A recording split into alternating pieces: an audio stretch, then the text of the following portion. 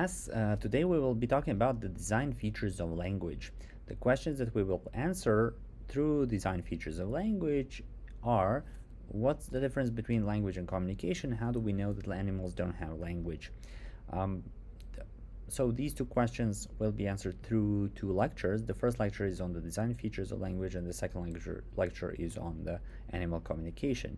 So the design features of language were defined by the linguist Charles Hockett, who said that the design features listed below are found in every language in which we have reliable information, and each seems to be lacking in at least one known animal communicative system. So Charles Hockett defined features of language and called them design features because of the engineering background, apparently, and because he was influenced by this background of background, whereby he wanted to indicate that these features were used to design, quote unquote, design language, right? So design features of language.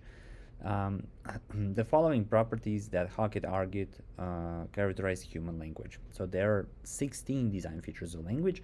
He first postulated 13, then added 3 more, and we will see which ones are those are, right? So all of these are characteristic of human language, very importantly. Um, and many of these exist in animal communication to some extent. The three do not are not characteristic of animal communication or are extremely limited. So that's the difference. All right, so the first feature is vocal auditory channel. Some sounds produced by animals are not vocal. For example, chirping of crickets, they use their wings, nor are they received auditorily, as with bees having no ears. So many animals, such as monkeys, have vocal auditory channel or have vocal folds and can vocalize, right? But some animals do not, and this is a prototypical feature of our human language, of course. Broadcast transmission and directional reception. Speech sounds move out from the source of their origin in all directions, and the sender and the receiver need not see each other to communicate. That is, of course, true. I'm in one room, I can communicate to a person with a person in another room, or even through a phone, in another continent. We don't have to see each other to communicate, the sender and the receiver. So the transmission is broadcast um, all over the place, and there is directional reception, meaning that um, the, the, the, the, the, the, the sound moves from the source in all directions, right? So the molecules of air travel and um, transmit our voice, the noise that we produce that has some meaning to other people, through air, of course, in all directions. And this is, of course, also present in animals. For example, many animals, such as, let's say, non-human primates, have this broadcast transmission and directional reception. Then there is rapid fading. Rapid fading means that when speech signals immediately disappear to clear the channel for new messages to come. So as soon as we finish our utterance, speech signals immediately disappear and the new message is sort of expected, and it usually arrives if we have anything else to say. Then this is true for animals as well. Just think about communication of birds, or again monkeys.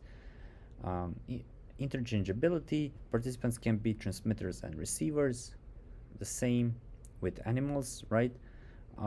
In human language has a property called interchangeability. We are, of course, both transmitters and receivers. So we produce and receive messages. Speakers of any language hear what they themselves are saying, and are therefore capable of monitoring, very important word, monitoring their message and promptly making any corrections. So that it's called feedback or complete feedback. Feedback means that we have some kind of feedback, the information that indicates what kind of utterance we just uttered, and we are absolutely capable of monitoring and making corrections, especially if you're speaking a second language or a foreign language like I'm doing right now. So I make a lot of corrections in my speech. The animals also have this. Parrots are known to correct their speech or to correct their imitation of speech whenever they make errors. So this can be observed, although to a limited degree, in animals. Specialization. Specialization means the human speech serves no other function than to communicate, so that's for sure. So we have speech, and speech serves no other function than to communicate. So meaning to receive and to produce a message, and even when we are vocalizing with no purpose, even when we are singing, it's still some sort of communication. So it's still some sort of message transmission. What message? That's a different topic. Semanticity and specialization. For example, while let's say dogs can be panting, and being very tired, for example, and that serves no other purpose but to indicate they're tired. So that's specialization in animals. Semanticity is when communication signals have meaning. Semantics is the subfield of linguistics that studies meaning, so that's how you can remember semanticity as a property, as a feature. All communication signals, or most of the communication signals, have meaning in language, and that's why we use that, and that's how we know that we should, for example, speak louder or speak quieter, or so on and so forth. In animals, the same. For example, honeybees can waggle their tails to indicate the food source, right? So there is some meaning in their communication. Arbitrariness. We talked about arbitrariness lots of times. Arbitrariness means no logical relationship between signals and what they represent. So between sign and a meaning. For example, there is no clear connection between the sounds of language language uses to describe a tree and the nature of a tree itself.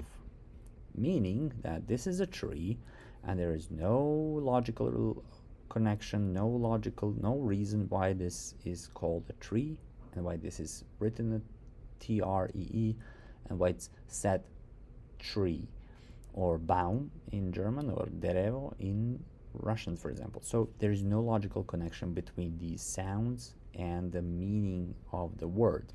So that's what we mean by sign as a relationship between signifier and the signified.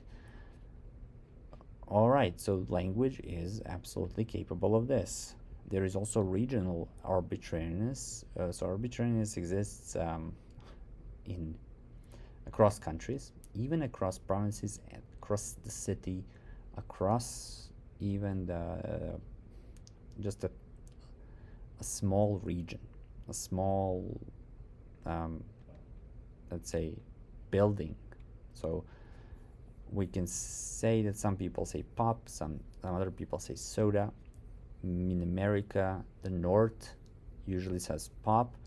The east coast of America also says soda, as well as the California and the West Coast. The South says Coke most of the time, but there are of course mixed results there. In Canada, you can find similar regional dividing lines for the term used to refer to a summer home, such as cabin, camp, chalet, bungalow, cottage. And we talked about some of these. Most of the time, the West Coast and the Central Canada says cabin. In Quebec, of course, there is a French word for it. Arbitrary signs may be contrasted with iconic signs. So iconicity bears some resemblance to whatever it is that it signifies. For example, with these two signs, we immediately understand what they signify. So swimming and I guess water skiing, whereby these are very iconic. They show what's happening, right? They show the swimmer. Sign languages tend to be highly iconic, although they display a lot of arbitrariness, of course. As we talked about, they are full-fledged languages, just like any spoken language, so there must be arbitrariness too. Onomatopoeia is the representation of iconic language signals.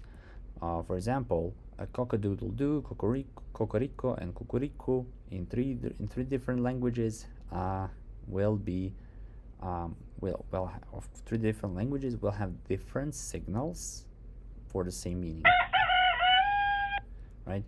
So the same meaning, the same sound, the same signal will have different forms.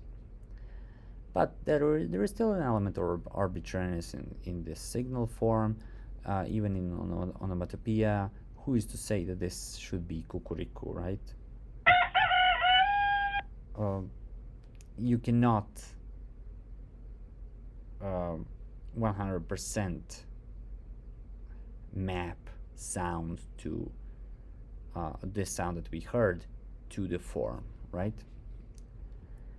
Number 9 is discreteness. Yeah, and I forgot to say that there is a limited amount of arbitrariness in animals, but they do exhibit arbitrariness because, as we will see in animal communication, vervet monkeys, for example, make different calls for different types of animals when they want to indicate that they are in danger, that some animal is incoming. For example, they have different sound for eagle, for leopard, for snakes. So all of these are arbitrary. There is no reason why these calls are specifically, they don't resemble an eagle, they don't resemble a leopard. Just like this cucurico does resemble a little bit to this sound, but does not resemble it a lot. Discreteness means that messages can be built up out of smaller parts. For example, alien beings have spaceships. This sentence or utterance is composed of alien beings have spaceships, 4 words. Beings is composed of being plus s. Have is composed of h, a, and v. So distinct sounds create with no meaning, create a meaningful sequence, right? And what's important for discreteness is that, these smaller parts create or make larger parts. There is a limit as to which discreteness is represented. For example, prairie dogs' alarm calls are made up of distinct sounds that can combine in different ways to indicate predator type, size, and color. So that's very interesting. Still limited in animals, but not completely non-existent. Cultural transmission. System gets passed along through interaction with users of the system. So through tradition, we pass along language. And cultural people are not genetically predisposed to learn a particular language, so that this means that if I were to grow up, if I had grown up in, for example, China, I would be speaking, let's say, Mandarin, right? So I'm not genetically predisposed to learn a particular language. I'm genetically predisposed to learn language without this little article. So that's important to note. There is cultural transmission that's important. So we cultural transmit language from, in the society or within a culture. This exists in animals, surprisingly, but yes, for example, the Ortolan bunting found in Germany and France exhibits various regional song dialects. For example, this in the north of Germany, east, south, and west. So there is a difference, and it exhibits various regional song dialects for because there is this transmission that, um of course, has been dispersed, right? And sometimes we call it diglossia in for languages, but not for birds. Yeah. Prevarication. So these three Charles Hockett added later. Messages can be false, deceptive, or meaningless. We can lie, right? We know how to do that. With this appeared with the increased interest in the science or subfield of pragmatics, right? How language relates to the use of language in real world and beyond just discourse, right? And prevarication is can exist in animals. Some animals are known to be able to trick other animals in order to defend themselves, right? Many fish do this, for example. Reflexiveness is also a very important part of human communication. Humans use language to talk about language or communication in general, and indeed do so all the time. So I'm doing that right now, right? So this is important, an important feature of human communication. Many say that reflexiveness is not present in animals, but there is a limited amount of reflexiveness, okay,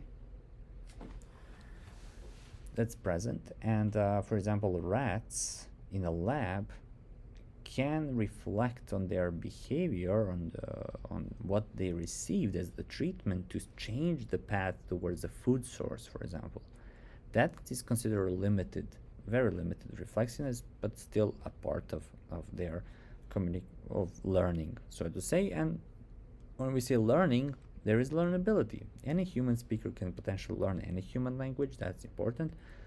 Animals can, of course, learn behavior patterns and communicative patterns. Many birds learn songs from their environment and from other birds. So there is this capacity. The following three features are crucial properties of human language. Meaning crucial, it means that they are to a very, very, very limited extent found in some species of animals, but they are mainly or prototypically human. Displacement is the ability to communicate about things that are not present in space and time. Some honeybees can do this, but their displacement is very limited because they can only relate to food source that's a couple of kilometers away, while and they cannot, for example, plan for the future.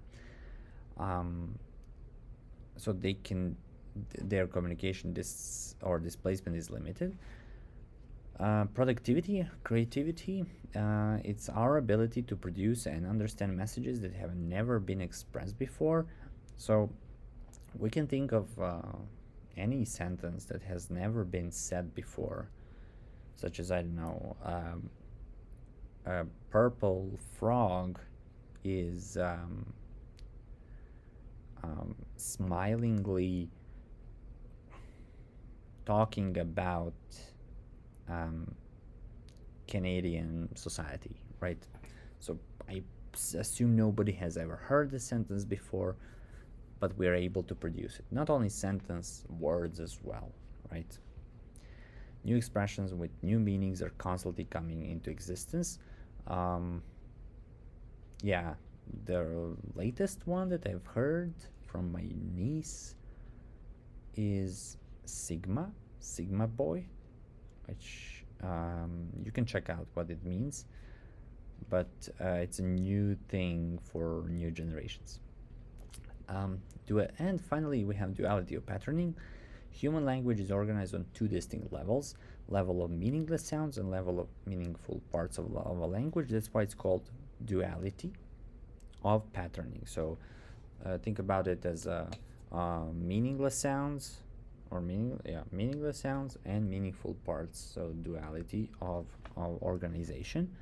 Both have their own largely independent patterns, rules for creating combinations. For example, t, a, k have no meaning individually, but they can be combined to form words like take or kate. The units on the first level, sounds, are used to construct the units on the second level, words. And think about duality of patterning as a limited number of linguistic units of one kind to make up a vast number of units of another level. So that's very important to understand. With a finite set of units, we, just like atoms, we make millions of different compounds.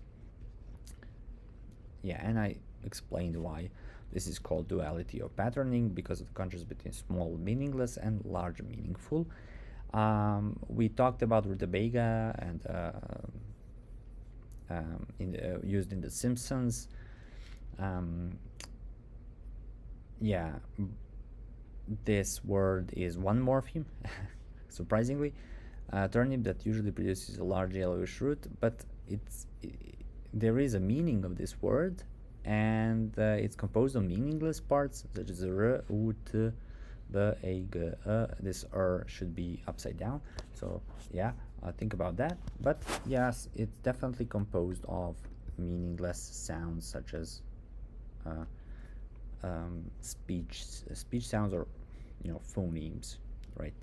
And think of it as keys on the keyboard, whereby keys mean nothing, right? Have no specific meaning on their own, but if you combine them, they create a meaning, right? So that would be all from Design Features of Language. Thank you for listening, and hear from you very soon.